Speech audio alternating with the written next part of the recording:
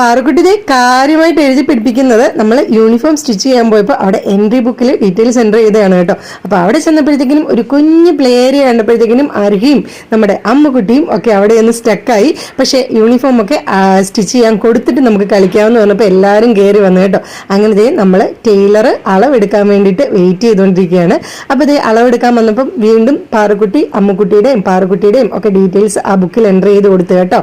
ഏത് സ്കൂളാണെന്നും ഏത് ക്ലാസ് ആണെന്നും ഒക്കെ. അങ്ങനെ ദേ ആ ചേട്ടൻ വന്നിട്ട് ദേ അളവൊക്കെ എടുക്കുന്നുണ്ട്. പാറുക്കുട്ടിയുടെ അളവെടുത്തു.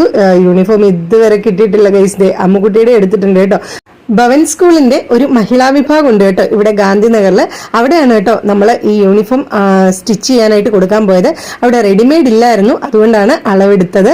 അങ്ങനെ ദേ അമ്മുക്കുട്ടിയുടെയും യൂണിഫോമിന്റെ അളവൊക്കെ എടുത്തു. ദേ കുറച്ച് നേരം ആ കുട്ടി പ്ലേ ഏരിയയിൽ കളിച്ചു കേട്ടോ.